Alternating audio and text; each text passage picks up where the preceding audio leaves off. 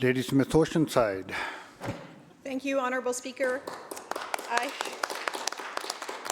I rise today to honour International Women's Day by talking about this day from a bit of a different perspective as a feminist woman raising boys. When I became a mom of only boys, I wondered how I could raise my boys to be feminists. It was an intentional but not radical choice that I made the commitment to raising the next generation with the belief that every person deserves equality, safety, dignity, and opportunity. For decades, much of the conversation about gender equality has focused on empowering girls, and that work is vital. But equality cannot be achieved with the participation of only half of our children. If we want a future that is fair, that is inclusive, then boys must be part of that journey, and they must be raised with the tools, the values, and the confidence to help lead it. So what does it mean to raise feminist boys, or boys to be feminists? It means raising boys who understand that equality benefits everyone, that respecting women and girls is the foundation of strong relationships, of healthy communities, and of a safer society. Boys are not born believing in inequality. They learn it through the world around them, through media, through jokes, through peer pressure, and sometimes even from the adults they are taught to trust the most.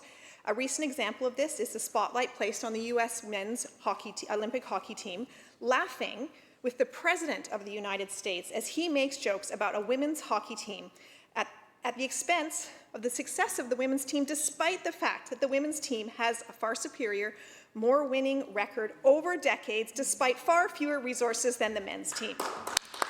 What message did that moment send to young men? That is how boys learn inequality. But they can also learn empathy, they can learn fairness, they can learn courage, the courage to stand up rather than stand by. And those lessons begin early in the smallest ways. When a boy is encouraged to express his feelings, he learns that vulnerability is not a weakness, it is humanity. When he is taught to apologize sincerely and listen with intention, he develops empathy. When he is trusted with responsibility and held accountable for his behavior, he learns respect. And when he sees a woman in leadership, at home, at school, in the community, he internalizes the truth that leadership is not determined by gender. Raising boys to be feminists is not about telling them they are the problem. It's about showing them that they can be part of the solution. It's about teaching them that the strength and compassion are not opposites, they are partners, that consent is not a rule, it is an expression of respect, that equality is not a threat to them, but a gift that opens doors to healthier friendships, closer families, and workplaces built on collaboration rather than competition. And this is not only about the well-being of women and girls, although that alone would be reason enough. It is also profoundly about the well-being of boys themselves. For too long, boys have been boxed in by expectations that often harm them. Don't cry, toughen up, don't show fear. These messages don't create strong men, they create isolated men. When we raise boys with feminist values, we give them permission to speak, to feel, to grow. We also give them permission to be allies, to be the ones who intervene when they hear a harmful joke, or when a friend crosses the line. Imagine the impact that a young man having the knowledge, the understanding, and the confidence to step in would have had on EM in that London hotel room in 2018 after a celebration of the Canadian men's World Junior Hockey team. Boys who are empowered to act with integrity become men who build safer environments for everyone.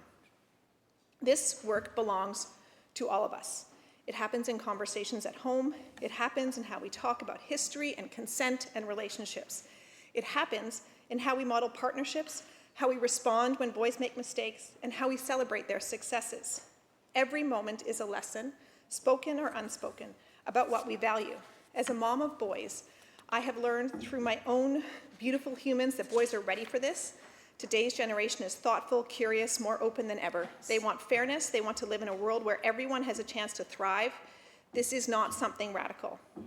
As a mom of boys today, my job is to guide them toward the instincts they already have, help them carry those instincts into adulthood. Raising boys to be feminists is one of the most powerful investments we can make in our future. It leads to healthier relationships, stronger families, and communities grounded in mutual respect. It ensures that the next generation grows up with the belief that equality is not an aspiration, but a responsibility. So I am raising my boys to foster empathy, respect, and equity.